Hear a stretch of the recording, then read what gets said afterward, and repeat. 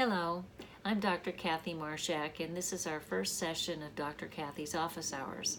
A few weeks ago, I asked you to send in questions that you have for me that you would like a little more in-depth answer to, and or perhaps beginning a discussion that we can continue on our forums. In fact, all of the questions that I'll be talking about today are perfect for checking in with each other. For example, the first question is posed, looking for helpful advice. The member says, are AS partners victims of a neurological disorder?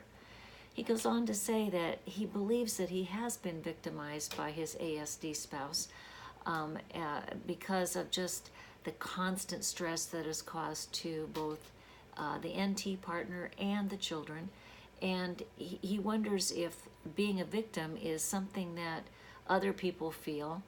He also says, so in my logic, I'm a victim similar to a person who has had a brain injury due to an accident and need recovery. I'm reaching out to get your input since part of my recovery may be to change the thought that I'm a victim and replace it with another option. Does anyone else have the feeling or belief that you're a victim of ASD, or is this only me? To those of you who do not look at yourselves as victims of the ASD and their spouse, how do you define yourself? In general, does any one of you have some good thoughts about how we can replace the feeling of being victimized with more healthy beliefs or thoughts? This is my homework for the next session, to find an alternative and weigh the advantages and disadvantages. Hope some of you have some thoughts or advice for me. Well, first of all, yes, many of us feel like victims to the ASD partner. Victims because no matter what we do, that other person continues to look at it from that self-absorbed black and white ASD thinking that can be so confusing and frustrating. But I'm not going to talk so much about what the person with ASD does that makes us feel victimized, but I really do want to let this member know that absolutely it does feel like victimization, and it is abuse. I always say if it feels like abuse, it is abuse, and it's important to acknowledge that. It doesn't mean that your ASD partner intends to abuse you, but the methods of processing information and the way they communicate can be quite abusive and distressing. As a result of all that distress, as a result of feeling victimized, yes, your body is flooded with stress chemicals, and those stress chemicals affect your gut, affect your heart, affect your brain. So absolutely, it's a neurological a problem being in relationship with people who constantly keep you jumping, stressed, confused, angry, hurt, lots of things going on. That is going to affect you physiologically, not just psychologically. So he says, maybe I need to stop looking at myself as a victim. Yes, I think that's true. It's really important that we look at other ways that we can take our life back from the kinds of abuse that go on. And the first step is, of course, to say no to the abusive person. In this case, this person has talked about in his message here that he may be considering divorce because he doesn't know how else to protect himself from the constant verbal abuse and sort of one-sided logic that many Aspies use. So yes, being a victim is truly the case. You are being victimized, but are you a victim at large? Is that the way you function in the world? And I don't think we have to do that. I think we can say clearly that I know my own mind, I know what's going on in my life, and the way this other person is treating me is not okay. How do we stop it? Well, we don't stop it by stopping them. We stop it by taking back how we do our life, what's important to us to do, every day. Be with people who acknowledge and admire you and want to know what you think. And unfortunately, if your ASD spouse cannot accommodate, if they can't stop being abusive, then it's not okay to stay in that relationship. So I think absolutely these are relationships where we can develop neurological problems, other physiological problems, migraines, heart problems, digestive problems, migraine headaches, lots of things that are truly the result of a stressful life. So I hope that helps a little bit, and please go to the forums and talk with this member and share your notion of how you rise above being a victim in a situation where the situation is inherently victimizing. So moving on to the next question, it's entitled Memory and the Spectrum. Hi, Dr. Kathy. Is there anything special about Aspies and memory that we should be aware of? Are they more likely to have memory issues than an NT? I noticed and was hurt many times by my husband's having no memories of special moments in our life together. Now, as we get older and older, I'm becoming more and more anxious about current instances of forgetting things and sometimes seemingly distorted memories. Dementia and Alzheimer's are starting to come to mind, and this is starting to scare me. Is this something that might be more prevalent in an aging Aspie, or just another luck of the draw for me? These are really good questions, and we've been talking about that for years among members who have been married longer or are married to an Aspie that's beyond 60. I can't tell you for sure what the research shows if being on the spectrum does affect memory losses later in life, if it leads to dementia and Alzheimer's. I don't think there's any research that says being on the spectrum will increase that problem. However, even with that said, what we know about Aspies is that they don't store their memories the same way we do. Our memories are stored according to the meaning we make of them. We don't store our memories according to dates and facts, like a filing cabinet, a Dewey Decimal system like in the library. Well, we don't do it that way. We store our memories according to how we feel about people, about the situations. And so as this member was talking, those special moments in her life, the Aspie may totally forget them because they're not stored in an emotional way. And instead, I think it is easy to forget for them, to forget what happened. It's not about what happened, is it? It's about the meaning we make of the happening. And we remember things that brought us joy or even were upsetting because we connect them with the people that we shared that memory with. Our Aspie doesn't do that, and frequently if we run through the memory by saying, well, it happened in July, remember we were at the Joneses potluck and you had your Mercury then. Remember you had that old Mercury. And sometimes that will jog their memory and they'll think about what happened, but they won't really think about it in terms of the meaning for us, the emotional meaning. So in terms of measuring for dementia, I don't know that's, a lot of times people will take their Aspies in to see the neurologist to find out if they do have some symptoms of dementia and discover that they absolutely do not. But what they do have is an inability to connect with you over those times that were special, and that's sad because we want to share our memories with those people we went through the memory with. We want to talk and about what our grandchild did or what our second dog used to do that was so cute. We can't share that with our Aspies if they didn't store the memory in an emotional place.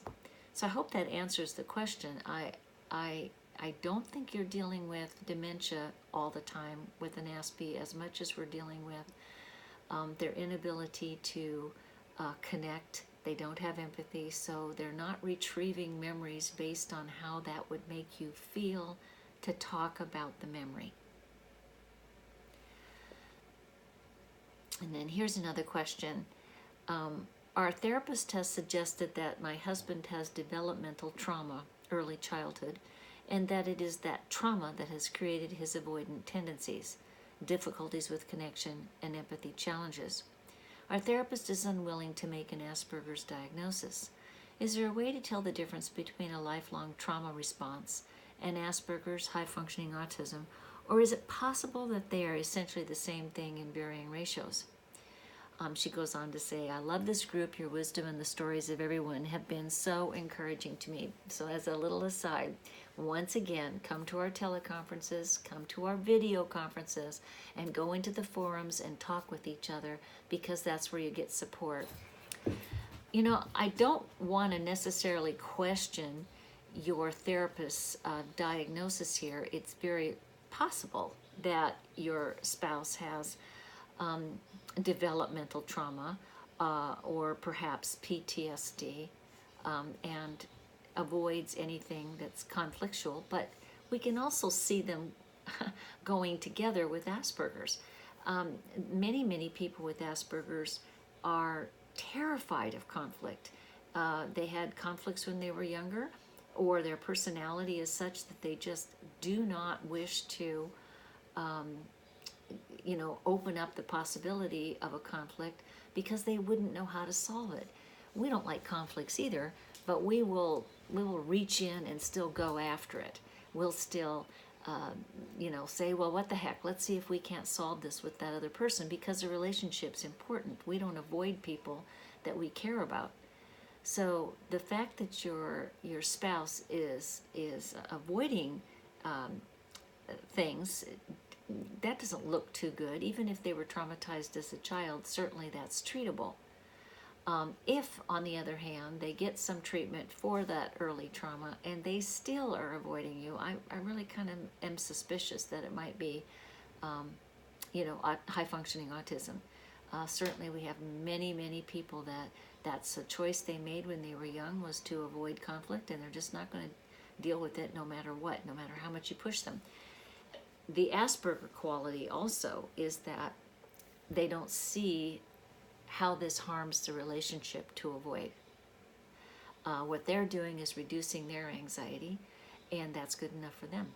They're not asking themselves, how does my reducing my anxiety and refusing to deal with certain things, how does that affect my spouse? How does that, harm our relationship? They're not asking that. That is a typical lack of empathy, autistic sort of behavior.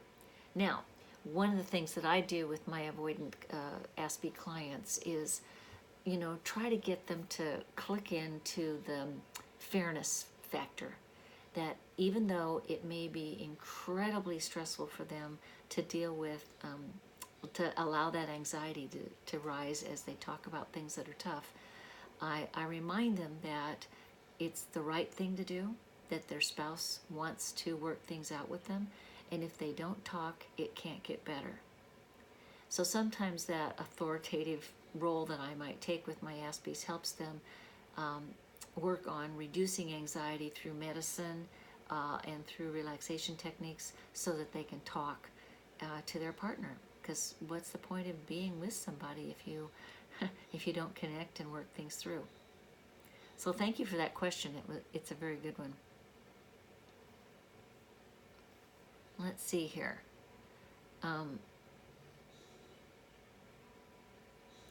Let's see, this person is saying, I'm not sure where to post this question, but it's just fine in Dr. Kathy's office hours. I need to know what, if anything, to tell our adult son and daughter about their father being on the spectrum. Our kids are both adopted, so the issue is not genetics from us, but obviously nurture or lack thereof. I am not sure how to address this with them. I would love to be able to give them some advice about what to do with the information once they have it. I'm not as concerned about our son. I think he's probably an ASPE and won't have a clue, but his partner might find it useful. Our daughter has had issues, and her therapist might find the information useful if her therapist is knowledgeable about the autism spectrum. I think my husband will agree to talk to them, but I do need to have his permission, or do I need to have his permission? Should I talk to them by myself? How do I explain to them how this affected me and how that affected my availability to them as a mother? This is rather overwhelming to me, and I don't think it needs to be. Can you give me some guidance? Oh, that's so sweet. Doesn't need to be overwhelming. Trust me, for all of us who are parents, it's pretty overwhelming to want to explain to our children, particularly our grown children, if we're just discovering later in the marriage that our spouse is on the spectrum. There's a lot of people we want to understand, but especially our children, because we know that has shaped them. Having a parent, I myself, my mother was on the spectrum, and honestly, I know that her inability to empathize with me and connect with me, and yet I know she loved me because she did some wonderful things for me, but I don't think she ever understood who I was. And I remember when my mother was dying, I was rather young, I was 25 when she was dying, and I went to a therapist and asked for some help because I was stressed, and I knew that of course anybody would be if you had a parent who was ill and wasn't going to make it throughout the next few months. But the therapist, we didn't have the diagnosis then of Asperger's syndrome, and the therapist said, well, you know, it's logical, you're grieving, you're stressed, you seem to be handling it the way anybody would. And I already knew that. I was a social worker by then. I already knew that I was handling this and grieving and being kind of like anybody else, except for something that was nagging in the back of my head. And as I look back on it, I realized what was there was that my mother didn't know who I was, and I'm not sure I ever was able to connect with her. And now she was going to die without us ever having that kind of relationship. So, as a daughter of someone on the spectrum, and as a mother of children on the spectrum, and having been married to a man on the spectrum, I certainly understand what it's like to need to explain this to the kids and try to help them manage their lives better, given that they had kind of a unique childhood with confusing messages. But here's the problem. It kind of depends on the age of the children. Some children in their 20s just aren't going to listen to you, or they may feel that you are being mean to the Asperger parent. They'll think, well, you're overreacting, or you've always been so anxious, you know, now you're trying to make it dad's fault or mom's fault. Some kids will listen and they'll say, wow, I've wondered about this for a long time. Something has seemed amiss, and you know, they do want to learn more. You know, whatever happens, whatever approach you take, be confident that you're doing this because it's the right thing to do for you, and because you want your children to get answers to some of their life questions. Since your husband is willing to talk about this, I think you have a good chance that your children will listen. He may not exactly know what to say, but if he can be encouraged to be supportive of what you're telling them, that may open up some discussions with your children and their partners. So I think you have a good chance of talking to them about it, but please don't ever think that somehow there's something wrong with you because you want to talk about it. That keeping things a secret is kind of what happens in Asperger families. We've been so isolated by the Asperger traits of, kind of shutting us down and not listening to what we have to say, that we think we shouldn't bring things up. And I'm all for bringing it up. That's why I've written 3 books. Thanks for this question. It was great. Okay, let's see. I think I have a couple more. Whoops. Let me get this down to size so I can read it. I think if I had to name one thing that makes my Asperger marriage so difficult, it's my husband's alexithymia. I recently read a quote that really resonated with me. It was, alexithymics have no motivation to change, even when faced with the loss of their marriage, because they don't feel enough emotional discomfort to change the status quo, end quote. I feel constantly frustrated at his lack of motivation to make any changes to make our life better. I find myself very angry, and my best self is never present with him. My worst self surfaces all the time. I find myself lashing out at him, trying to get some type of emotional response. I've even thrown a plate against the wall and shattered it in desperation to get some sort of response. This is the first time in my life I have ever thrown anything in anger. I'm typically very calm. I've ignored him and given him the silent treatment. Yes, I know, not my best self. But nothing I do brings about any emotion. His total calm ramps me up and makes me act crazy. After my bad behavior, I feel terrible and wonder if there's something wrong with me that I would act so terribly. Could you offer some advice? You know, one of the things that I hear all the time is how badly we feel for reacting to our Asperger loved ones' traits.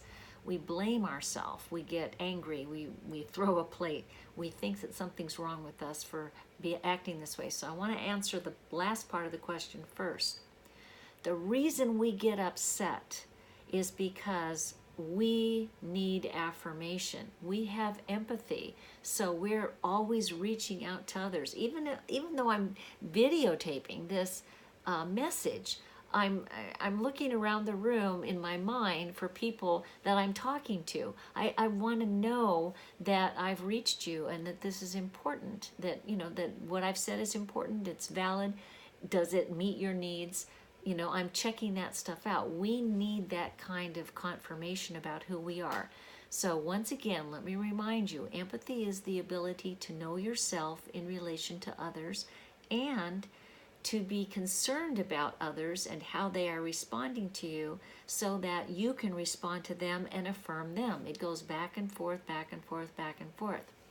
So when you're dealing with your Aspie who lacks empathy, and in this case has alexithymia, that connection, that empathic connection is thwarted, and it is very frustrating. It not only makes us angry and hurt and confused, but sometimes we just blow a fuse because we can't get the connection we're seeking.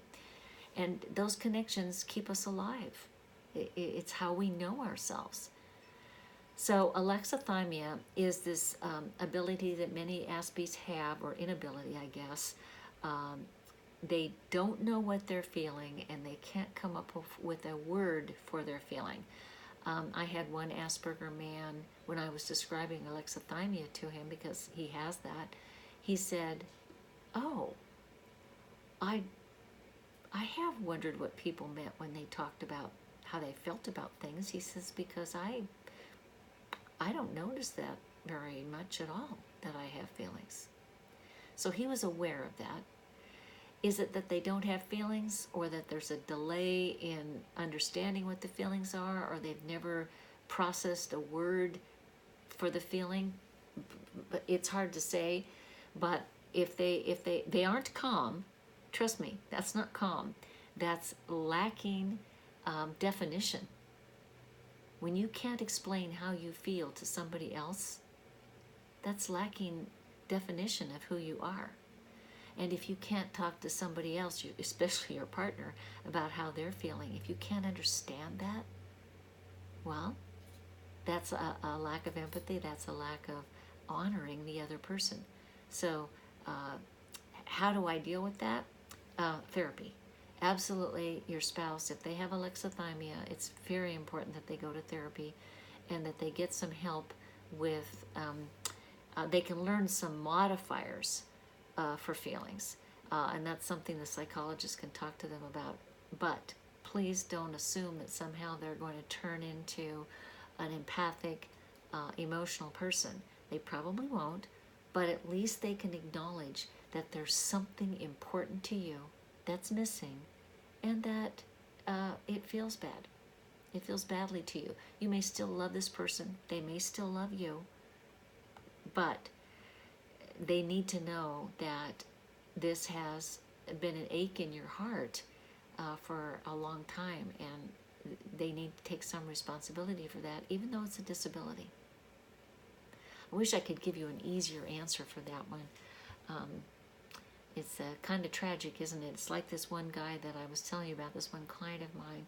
He really would like to be in a relationship, but women are very reluctant to be involved with somebody with alexithymia because he just seems so flat. and he's a very lonely person and doesn't realize that he's missing how to talk about feelings with the other person. So at least he's willing to build some workarounds with me, and we've begun doing that. Okay, I think we have one more question here, if I can get to the bottom. Oops, where'd we go?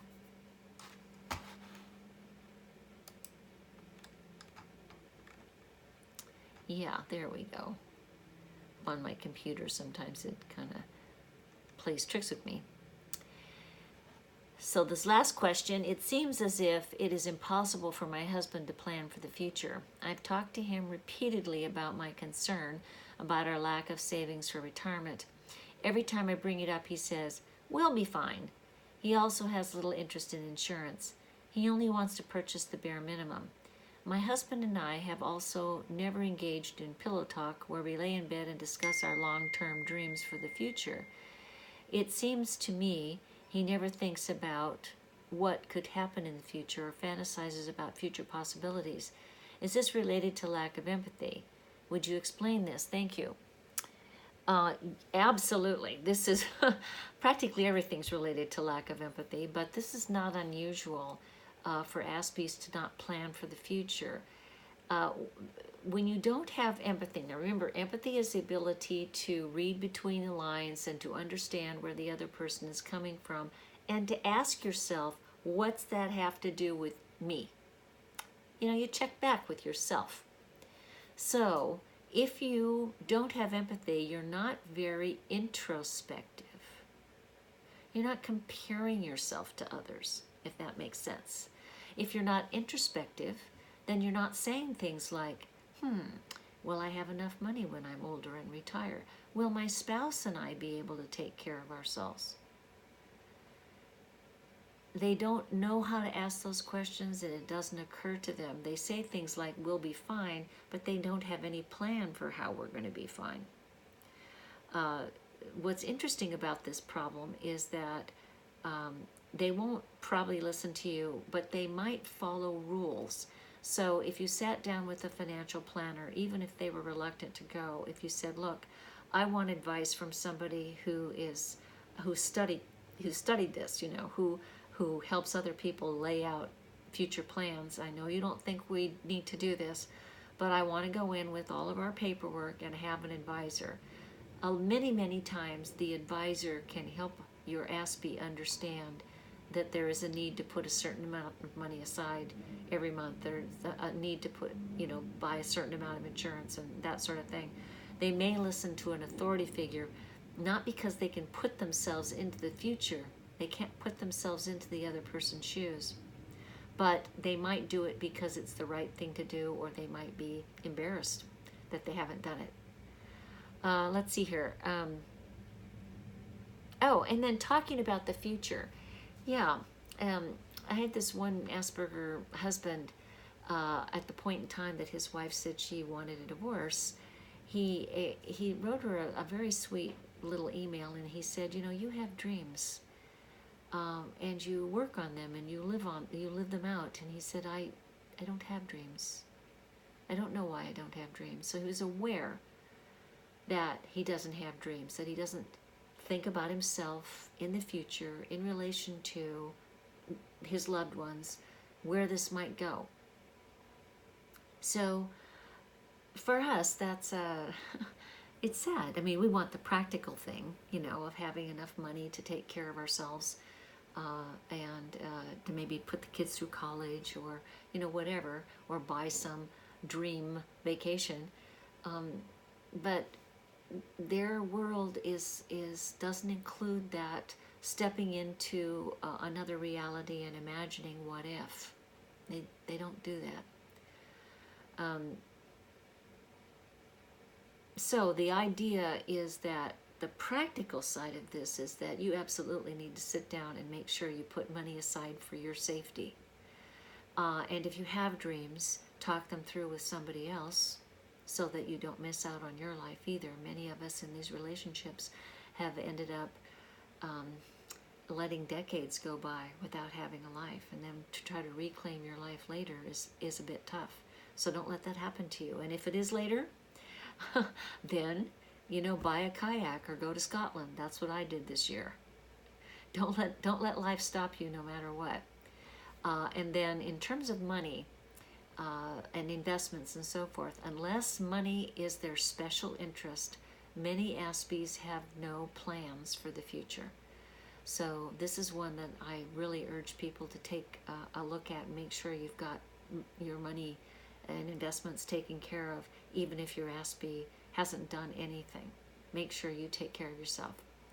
So listen, we're about out of time today, and I hope I answered some of your questions, your burning questions, and I do want you to send in more so that we can have another Dr. Kathy's office hours as soon as we have 4 or 5 more questions.